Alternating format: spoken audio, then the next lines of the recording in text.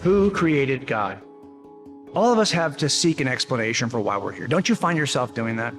I think every worldview is kind of predicated on three ideas, three questions. How did we get here? Why is it so messed up? And how do we fix it? Those are the three questions of worldview that all of us find ourselves asking regardless of your worldview. And you could ask, well, how did we get here? Well, God created us, we would say, from a Christian worldview. But I would always ask that question as a non-believer. Well, okay, well, then who created God? In other words, it seems to me you've put something in here as a creator to explain everything else. But the question I have is, who created that thing? Well, of course, by definition, God is the uncreated creator, and I get that. So that's kind of a silly question to ask. And I would say, even as an atheist, I did also believe in an uncreated creator. I would have called it, maybe, if I believe in the multiverse, it might be the multiverse generator. Whatever that natural, impersonal force is that created the universe, I would have claimed that that thing was uncreated. So it's not like we're in any different position than anybody else. Everyone is looking for the uncreated first cause of everything else. Either it's personal, a divine God, or it's impersonal, some force of chemistry or physics.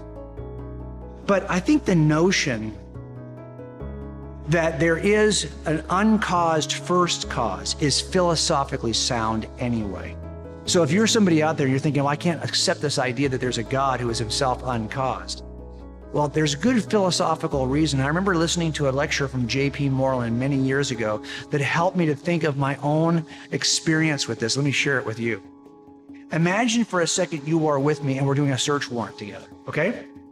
And so we're doing the search warrant and we're all in line. You know, in a search warrant, a SWAT team has a particular order. The first person's called the scout. The second guy is called the backup. And so I'm the scout and I get to the door and the door's locked. It's actually got a big gate on the front door. I'm like, dang, how are we going to get in here? I didn't bring my battering ram. It's a big metal ram. You can use it to knock the door open. So I turn to the backup, second guy in line, and I say, I need you to help me. Can I borrow your battering ram? And he says, well, you know what? Yeah, you can, but I forgot to bring mine. So I'm going to have to borrow it from the next guy. He turns to officer number 3.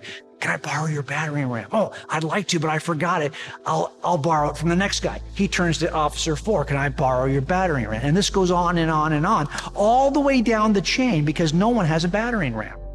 Do you realize that you're not going to ever get that door knocked in if you don't have a battering ram? And you're not going to get a battering ram if all you have are borrowing lenders. In other words, you've got lenders who have to borrow from somebody else before they can lend it to you. Now, unless somewhere at the end of that chain, there is a guy who has the battering ram, who is not just a borrowing lender, he is an owning lender. He has the ram he can give to you. Well, now that door is going to get kicked in. It's going to get broken in, right? Because you've got a ram. In other words, if you don't have an owning lender somewhere in that string of officers, no one gets in the house. In a similar way, if the thing that's being lent is not a ram, but is existence, unless you have an owning lender who has existence to lend, he can't borrow it from somebody else. If that's the case, nothing is ever going to come into existence. There has to be an owning lender in the chain. That's what we call God. And by the way, everyone accepts there is some kind of owning lender that can offer this thing called existence. So it's philosophically sound to expect there to be an owning lender. And that's why we, as theists, believe there is such a thing. He is God, who is the one necessary being, who is the source of life, and does not need a cause himself, because if he did, and that also did, you'd never have a ram to beat in the door with, and you'd never have existence in the universe. So there's a good reason to believe that God is the uncreated creator of everything in the universe. Did the resurrection really occur? Detectives investigate scenes all the time, trying to determine if a crime occurred. And if the crime did occur, who committed the crime? And often when we get there, it's not necessarily a crime has occurred. It may just look like one has occurred. So how do we know when a scene is actually a crime scene? How do we know, for example, when a death scene is actually a murder scene or a crime scene? Well, what we do is we make a list of all the evidence, and then we compare the evidence to the explanations. Evidence, explanations. Now, we include all the possible explanations to begin with, just to be open-minded. And then we look at the evidence and we begin to cross out the explanations that don't work according to the evidence. Now, that approach is called abductive reasoning, and we do this at every crime scene, at every death scene, and we do this in front of every jury. We ask them to examine both cases, prosecution, defense, and decide which is most reasonable in light of evidence. Well, as I was investigating the resurrection, I knew that there were a number of ways to explain the evidence in the crime scene. Now, I would not have said I trusted much of the evidence, but I would have agreed to four simple things that I would have said were true about the story of the resurrection. I would have said, as an atheist, that I believe that Jesus lived and died on a cross and was buried. That's unremarkable. I don't think that that means Christianity is true, but that could happen. It's fine. Doesn't mean the resurrection occurred. I would have also said that the tomb was empty because, yeah, you could falsify this pretty quickly in the first century by showing the body of Jesus. No one ever did that, but that does not mean that Christianity is true. I would have said that it's true that the disciples claimed to see the risen Christ, but that doesn't even mean they saw him, really. I don't necessarily think that's true, but all those things could be true, that there was a Jesus lived and died on a cross, that he was buried, that there was an empty tomb, and that the disciples said they saw him alive. All that could be true, yet Christianity could still be false. It depends on how you explain it. One last thing, I would have said, yeah, the disciples seemed like they were pretty convinced by this and their lives were transformed. So what? Lots of people have their lives transformed. Does not mean Christianity is true. But if I list those four pieces of evidence, lived, died on a cross, was buried, empty tomb, sightings of the resurrection, they were transformed by it, I still have to explain those four pieces of evidence. So I explain them one of 6 or 7 ways.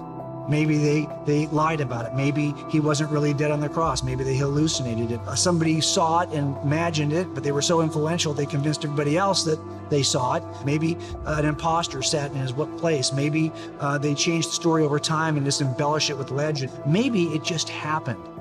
Maybe the resurrection just happened the way reported. So I can think of some ways to explain this, and all I did was go through all the explanations, trying to see which ones worked based on the evidence. As a result, I determined that I think he died on the cross. He wasn't really alive, so he really did die on the cross, and I don't think they lied about it. I don't think they hallucinated it. I don't think one person hallucinated it and convinced the others. I don't think there was an imposter.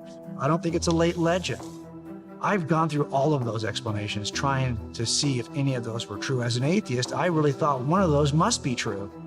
But I will tell you right now, those classic explanations for that simple 4 pieces of evidence, they just don't work. Now, the other alternative is that it really happened. And I was hesitant to accept that because it requires a resurrection, right? And I rejected resurrections. I rejected supernatural things. But it turns out my rejection of supernatural things was not really based on evidence as much as it was based on my own presuppositional bias against the supernatural. If I just removed my bias against the supernatural, the explanation that explains those 4 pieces of evidence most clearly, most robustly, most thoroughly is the Christian explanation. What kept me from the Christian explanation for all those years was simply my commitment to my own philosophical naturalism. I refused to admit to a miracle. I refused to think that anything supernatural could happen.